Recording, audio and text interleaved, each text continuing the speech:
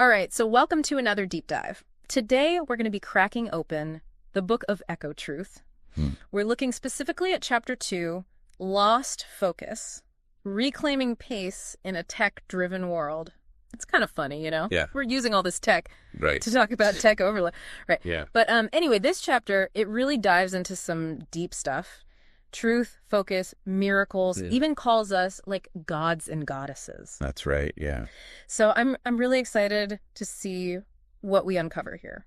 This book, it really doesn't pull any punches. Yeah. It jumps right in, and says there is no one single truth for everybody. Yeah, I mean, it's like, whoa, hold on. Forget everything you thought you knew about right and wrong. Right. But then it goes on to say that all of our individual experiences, all the stuff that makes us unique, those are actually like the building blocks of truth. Like a mosaic. Yeah. Yeah. That's a great way to think of it. It's a pretty radical idea, but in a way, it's kind of freeing. If everyone's experiences add up to the bigger picture, that means diversity is a gift. Yeah. It's not something to be afraid of. It's something to celebrate. And I think that actually aligns really well with how the book talks about love as the unifying truth. Oh, yeah. It's all about recognizing the divinity in each and every one of us.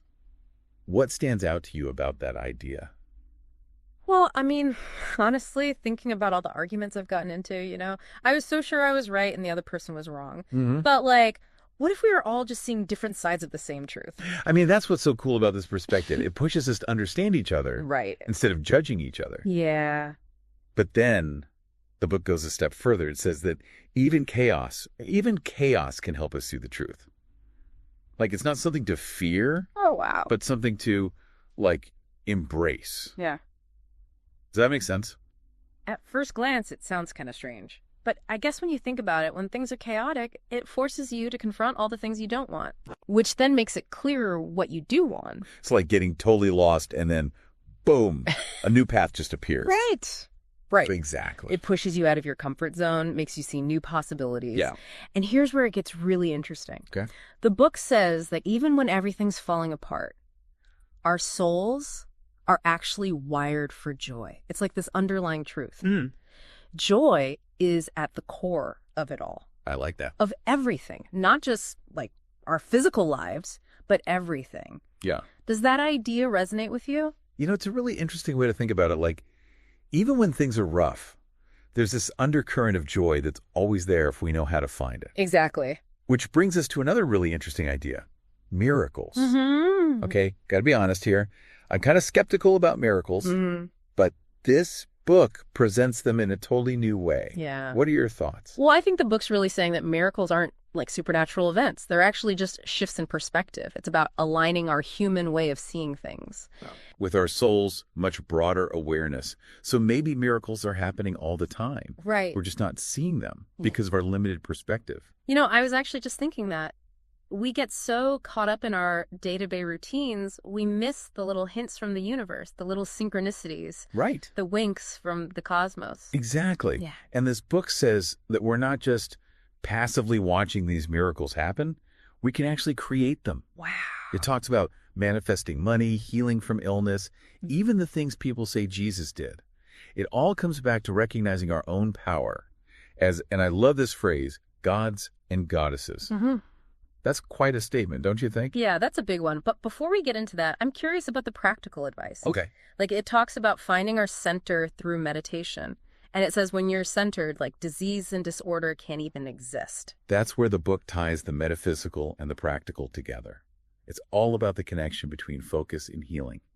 Our bodies, they react to every single one of our thoughts and emotions. Yeah. So we're actually creating both illness and wellness with our focus. That's a powerful thought. Makes you think about what you're feeding your mind and body, Right. what you're focusing on. It's about shifting your focus to joy as the ultimate medicine. Joy is medicine. Cultivating this deep inner joy that radiates outward. It's like joy becomes this healing force, changing us from the inside out. Exactly. And speaking of change, this chapter goes into a fascinating look at the afterlife and how it's connected to the world we live in now. The afterlife is described as this spirit energy dimension, No. all woven together with our material realm. Wow. Does that resonate with you at all? Yeah. It really paints this picture of existence as a tapestry with many different dimensions, like the physical and spiritual are woven together. Yeah. They're both connected, but they each have their own set of rules. Right. The material world has its limitations, but the spiritual realm is pure unity and harmony with unlimited potential. Makes you wonder what that shift in dimensions might feel like. Right. It's like trying to imagine a color you've never seen before. Absolutely. And speaking of things we can't see, this next part is really interesting. Okay. It talks about where our thoughts and feelings come from. And it's not what I expected. So many people think our thoughts and feelings come straight from our spirits, right? Yeah. But this book says, no, it's actually consciousness. Consciousness is a physical thing happening in our brains. So it's not like this mystical thing separate from our bodies. Right. It's part of our physical being. Mm-hmm. But the book still acknowledges the spiritual side of consciousness, too. It's like consciousness is this bridge between our spirit and the material world. So it's where the two meet. Exactly. And depending on where we put our attention, we can get stuck in the limitations of the material world, or we can tap into the unlimited potential of the spiritual realm. Right. I'm starting to see where that lost focus in the title comes from. Maybe it's not just about technology, it's about losing touch with our spiritual selves. That's a great point. And then the book goes on to emphasize how important it is to purify our consciousness, to free it from all the ignorance and falsehood. Like, we can elevate our consciousness by pursuing truth and knowledge and developing a strong will. So it's not just about thinking positive thoughts, it's about actively searching for truth and knowledge and training our minds to see past the illusions of the material world. Absolutely. And that leads us to the book's discussion of spiritual healing as a way to purify our thoughts and remove negative energies from our energy field. Oh, wow. Have you ever experienced anything like that? You know, I think I have. I used to struggle with anxiety, and I tried all sorts of therapies, but nothing really worked. Yeah. Then I started meditating and doing energy work, and it was like this whole new world opened up. I Yeah. felt so much calmer, more grounded, and connected to something bigger than myself. It's beautiful to hear that. It fits with the book's idea that spiritual healing isn't just about fixing problems. It's about tapping into our own natural ability to be whole and healthy. It's like we have this power to heal ourselves inside, but we forget about it. Exactly. And that power to heal goes beyond ourselves, too. Yeah. As we heal ourselves, we actually contribute to healing the entire collective consciousness, like the energy field of all humanity. It's like each of us is a cell in the body of humanity. When we heal our own cells, we make the whole body healthier. I love that analogy. It's a powerful reminder that we're all connected. What we do affects everyone else. Absolutely. And the next part of the chapter takes us on a journey into the afterlife and how it connects with the physical world. Ooh, this is something I've always been curious about. What stands out to you about how the book describes the afterlife? One of the most interesting things is that it doesn't say the afterlife is somewhere else. Right. It says it's just a different dimension of existence that's always there. So it's not about going somewhere else when we die. It's about shifting our consciousness to a different level of reality. That's a great way to put it. It's like this parallel universe that exists right alongside our own. It's exactly connected by this invisible thread. Yeah. And even though they're connected, they have different rules. Right. The material world has limitations, but the spiritual realm is all about unity and harmony. Does that challenge any of the ideas you had about the afterlife? You know, I grew up with a pretty traditional idea of heaven and hell, but this is so much bigger and more complex. It's Right. like, it says we keep existing after our physical bodies die, but what that existence is like, we can't even comprehend right now. Exactly. I really appreciate that about this book. It makes us think for ourselves and figure out how these ideas fit with our own beliefs and experiences. Right. And speaking of engaging with these ideas, the next section goes into this fascinating talk about unity versus separation, challenging the way we always try to categorize everything. This goes back to that idea that everything might come from a single particle, right? If that's true, then our whole idea of separation has to be an illusion, just our limited human perspective. Precisely. The book is arguing that everything is connected. Everything is one. Like every single particle, from the tiniest atom to the largest star, comes from the same universal consciousness. That is mind-blowing. Like we're all part of this giant cosmic tapestry woven together. Exactly. And if we can truly grasp this idea of unity, it could revolutionize how we see ourselves, each other, and the whole world. It's about moving beyond the limitations of duality, embracing the interconnectedness of everything, and recognizing that there's something divine in every single being. That's beautiful. Right. It's like imagining a world where separation disappears, where we all have compassion and understanding for each other, and we see that we're all part of something much bigger than ourselves. But the question is, how do we actually live that way? Yeah. The world can be a pretty harsh place. There's so much conflict and suffering. How do we hold on to this idea of unity and compassion when we see all that? It's a great question, and it's something we're going to dive into in the next part of our exploration.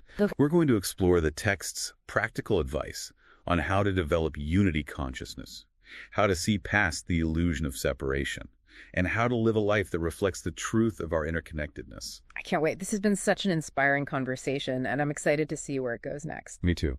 Welcome back to our deep dive into the Book of Echotruth. When we left off, we were talking about this mind-blowing idea that everything might actually come from just one single particle. It's a pretty wild concept, right? Yeah, it really makes you question our whole idea of separation. Definitely. Yeah. It's like we're trying to understand the entire universe while standing on a tiny grain of sand. But that's what I love about this book. It pushes us to think bigger, beyond our everyday experiences. I agree. So where do we go from there? Well, this next section gets into what it calls the laws of creation. And it makes a clear distinction between those laws and the laws we humans create. Like it emphasizes how these laws of creation are totally unchanging and affect every single thing that exists. So we're not talking about laws made by governments or anything like that. Nope, not at all. We're talking about the fundamental principles that govern how reality itself works. We can't just choose to ignore them or break them. They just are. So like a cosmic blueprint, a set of instructions for the whole universe. Exactly. And the book says these laws apply to everything, not just the physical world. Like they influence our thoughts and emotions and actions too. That makes me wonder, if we're bound by these unchanging laws, how much control do we really have over our lives? Is there even such a thing as free will? That's a question people have been debating forever. Right. This book doesn't claim to have all the answers. Yeah. But it does offer some interesting insights. Oh, yeah. It suggests that, yeah, we might be bound by certain universal laws, but we still have the power to choose how we respond to them. Like, think about gravity. Okay. We can't just decide to float away, but we can build airplanes and rockets to overcome the limitations gravity puts on us. So it's not about breaking the laws, it's about understanding them and using them to our advantage. Exactly. Yeah. And the book highlights a few specific laws that relate to us humans, like the law of cause and effect, which basically says every action has a consequence. It also talks about the laws of reincarnation, the idea that our souls might go through multiple lifetimes, learning and growing each time. And it even suggests that our thoughts can actually have a real impact on the world around us. What do you think about that last one? It sounds kind of like science fiction. I gotta be honest, I'm a little skeptical. It's hard to imagine my thoughts could actually affect what happens in the physical world. I get it. It's a tough concept to grasp. Yeah. But think about it. We already know our thoughts and feelings affect our physical bodies, right? Like how stress can cause headaches or anxiety can make it hard to sleep. Exactly. What if that connection goes beyond just our own bodies and affects the energy around us too? So our thoughts are like ripples spreading out from us, like when you throw a rock in a pond. And those ripples can mix with other people's ripples and affect the overall energy of our surroundings. That's a great way to think about it. And the book actually calls it a boomerang effect. Like the energy of our thoughts can come back to us. So if we're putting out negative thoughts, we're more likely to experience negative stuff. But the same goes for positive thoughts too. They can come back to us in positive ways. So we're always creating our own reality with our thoughts. That's kind of empowering, but also a little scary. It makes you realize you got to be careful about what you're thinking and feeling. Right. The book really challenges us to take responsibility for our thoughts and emotions because they have a real impact. And speaking of consciousness, the next section explains how it actually comes from the energy in our brains. Okay, this is where I start to lose track a little. I'm not a scientist, and all those technical terms can get a little confusing. Can you break it down for me? Sure. What the book's saying is that consciousness is a physical process happening in our brains. Picture your brain as this huge network of connections constantly firing off signals and communicating. Consciousness comes from all that activity. Does that make sense? So it's not some mysterious force outside of us. It's an actual part of our physical being. Exactly. But the book still acknowledges the spiritual side of consciousness, too. It's like consciousness is this bridge between the spirit and the material world. So our consciousness is where those two realms meet. Yeah. And depending on where we focus our attention, we can either get caught up in the limitations of the material world or tap into the unlimited potential of the spiritual. You got it. It all comes back to focus. Now I'm seeing how this all ties back to the lost focus in the chapter title. Maybe it's not just about technology, but about losing touch with our spiritual essence, our connection to that greater reality. That's a really insightful connection. And the book actually talks about how important it is to purify our consciousness, to free it from ignorance and lies. It says we can actually elevate our consciousness by seeking truth and knowledge and building willpower. So it's not enough to just think positive thoughts. We actually have to work at it. Right. It's about actively engaging with truth and knowledge, training our minds to see through the illusions of the material world. And the book emphasizes that compassion isn't just a feeling, it's a way of being in the world. It's about recognizing the inherent worth and dignity of every single person, even those who challenge us or push our buttons. That can be tough, though, can't it? Especially when we're dealing with people we see as difficult or who have different beliefs than our own. It definitely takes practice. But the book suggests that practicing compassion can profoundly change our experience of life. When we approach the world with compassion, we open ourselves up to a deeper level of joy, peace, and fulfillment. It's like we're tapping into this wellspring of love that's always there, but we block it with our fears and judgments and limiting beliefs. And the book offers some practical tips for bringing more compassion into our daily lives. It encourages us to be mindful, to pay attention to our thoughts and feelings, and notice when we're being judgmental of ourselves or others. Like catching yourself in the act and choosing a more compassionate response instead. Exactly. And the book also suggests doing kind things for others, whether it's something small like smiling at a stranger, or something bigger like volunteering your time, or donating to a cause you care about. It's about making compassion a habit, a part of who you are, rather than just a fleeting feeling. Right. And the book emphasizes that as we cultivate compassion, we start to change our relationship with ourselves, with others, and with the world as a whole. We move from fear and separation to love and connection. It's a beautiful vision, but sometimes it feels a little idealistic. The world can be a pretty harsh place, with a lot of conflict, suffering, and injustice. How do we hold on to this vision of unity and compassion when we're faced with those realities? That's such an important question. And the book doesn't pretend that everything is perfect.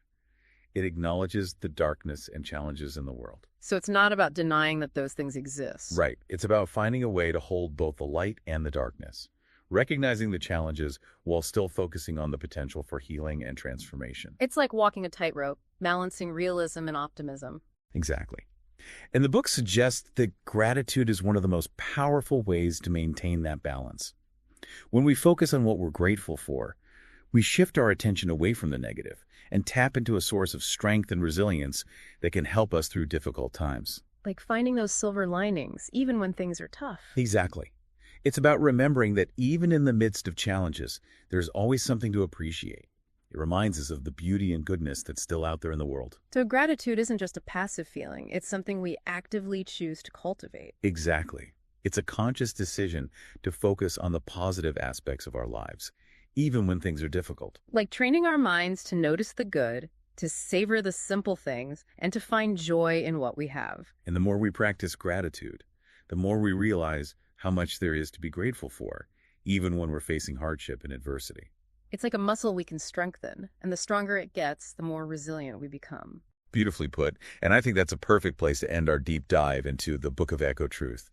It's given us so much to think about, challenged our assumptions about truth and consciousness, and offered practical ways to cultivate unity consciousness, compassion, and gratitude in our daily lives. This whole journey has been eye-opening, and I feel like I have a whole new perspective. So to our listeners, as you go about your day, remember what we've explored here. Choose compassion over judgment. Choose connection over separation. Choose gratitude over negativity. And remember, you are a powerful being with the capacity to create a more loving, harmonious, and fulfilling world, both for yourself and for everyone around you. Until next time, keep exploring, keep questioning, and keep seeking the truth that lies within.